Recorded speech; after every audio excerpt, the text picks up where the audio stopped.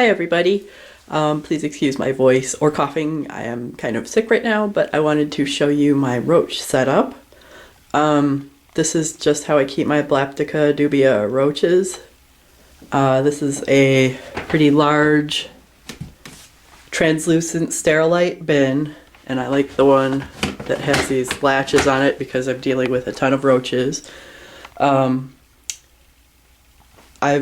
painted the outside of this bin just kind of dark. I used a spray paint just to make it darker for the roaches because these guys prefer it dark.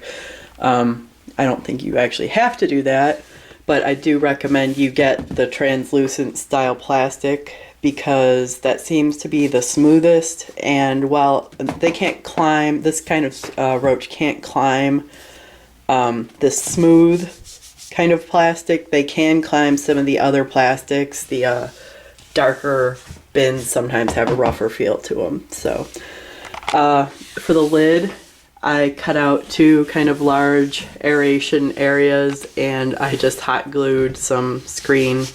And I actually, because I'm a bit of a bugaphobe sometimes, I did a layer of screen there and a layer of screen there. So it's a double layer of screen. You probably don't have to do that, but I just like to take some precautions because I'm not a big fan of the bugs.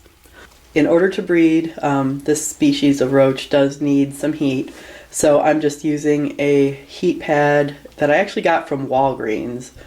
I was looking for one that will stay on all the time, and this is one. There are some that shut off after like 3 or 4 hours, so you could probably also use one of the reptile under tank heater type things. This was cheaper for me to get, and it's worked well for 2 years now. Just make sure it's plugged into like, oh, what do you call it? Wow, my brain is totally gone today. A surge protector type thing, just to make sure nothing happens.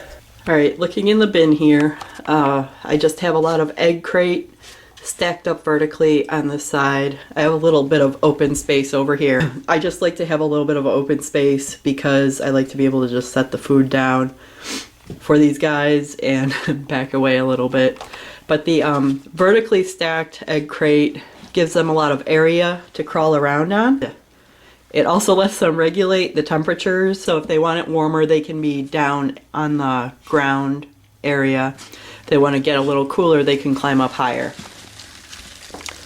This colony has been going for a couple of years now, and I feed off from it once a week. I've also sold some of them just to keep it at a regulated pace. You can see got a lot of big ones, got a lot of adults.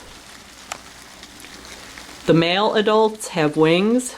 The female adults just have the little wing nubs. Trying to catch these when looking through the camera, not going to go well. Oh, here's a big female. I'm still not a huge fan of the way the adults feel when they crawl on me, but they don't bite or anything, so it's not terrifying. This is a female. As you can see, she's got some good size on her. Here's an adult male, and you can see his wings. Nice long wings compared to the female. Oh, and the males do kind of jump. They can jump and flutter down, but I've never seen them actually fly with those wings. So just something to keep in mind. They won't fly up at you, really. If you're bringing up this kind of colony for like crested geckos, this is about the size you would feed to an adult, maybe a little smaller. We call those smaller roaches nymphs. And I guess there's a way to sex these nymphs a little earlier on, but I just don't care to worry about that very much. The good thing about these guys compared to crickets is that they do have sort of an odor. It's kind of more of a bit of a musty smell almost. I think it kind of depends on what you feed them. But they definitely don't stink like roaches or like crickets tend to. And the only sound you'll hear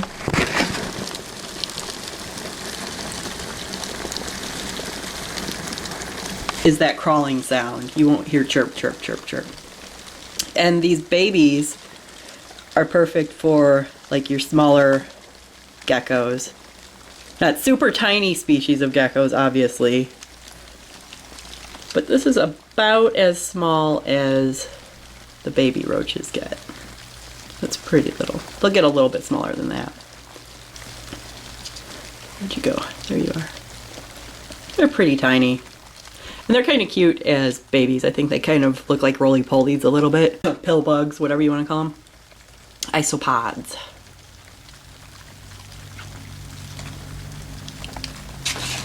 Anyway, to feed them, this is what I do. And again, I got this information from other people.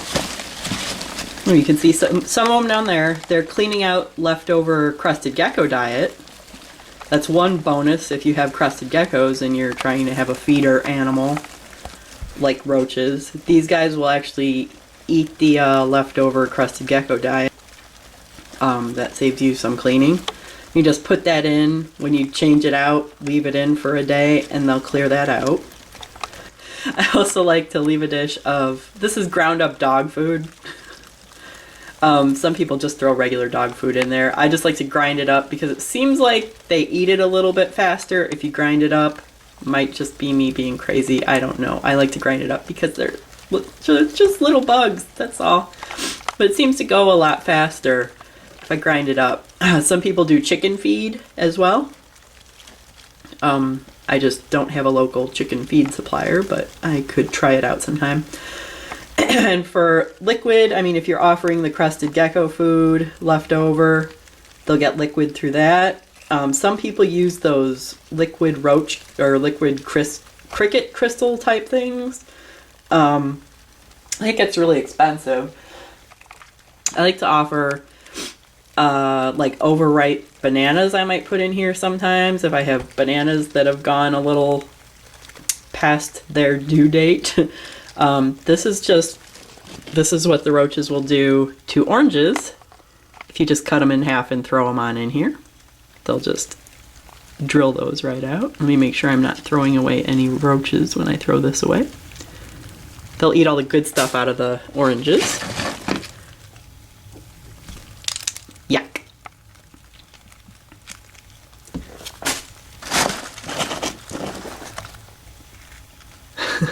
That was a slice. There's one in there.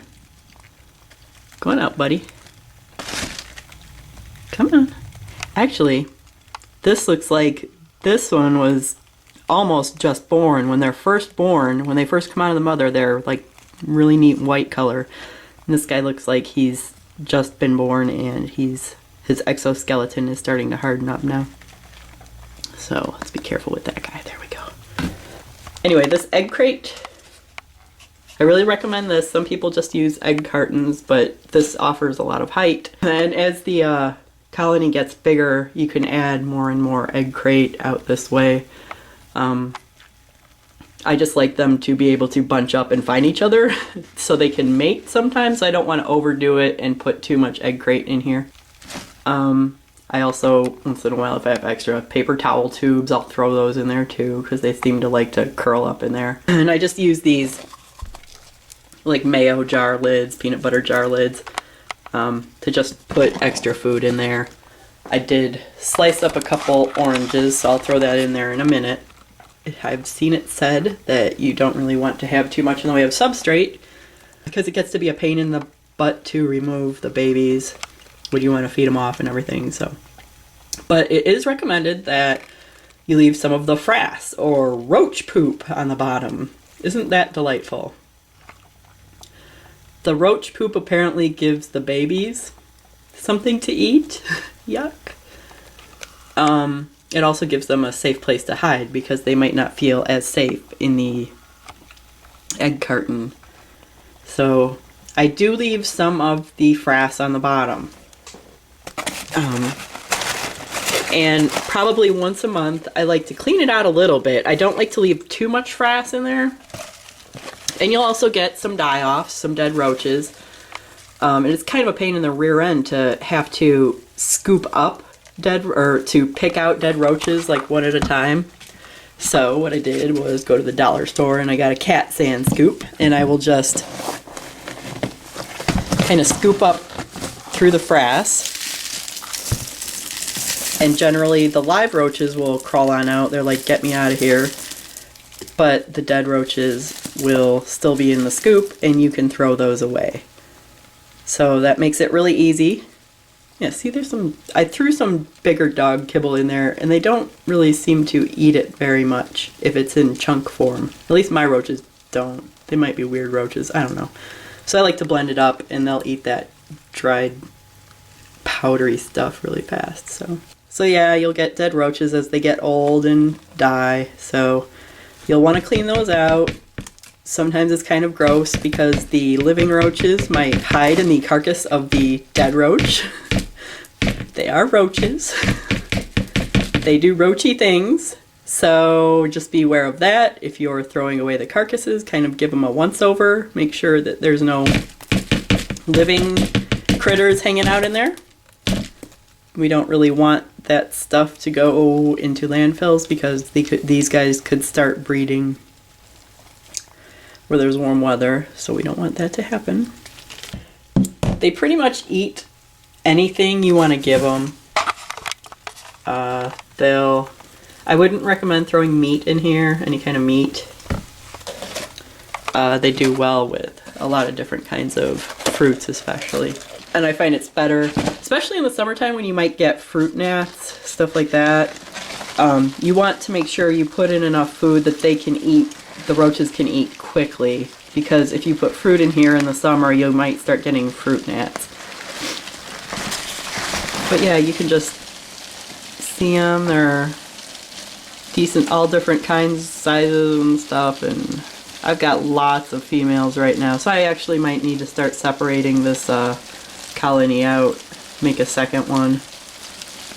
There's just so many females.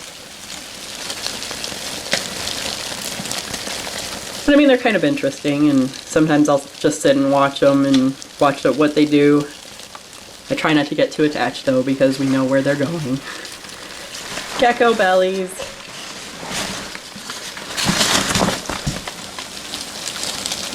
There's a lot of little ones in there. One more quick tip, if you have crested gecko diet that you've been feeding to your geckos, and it's dried overnight, or over the 2 nights you leave it in the cage, all you have to do, mist it down a little bit, and then it'll kind of rehydrate itself, and you can give it to the roaches too, and they'll get moisture that way as well.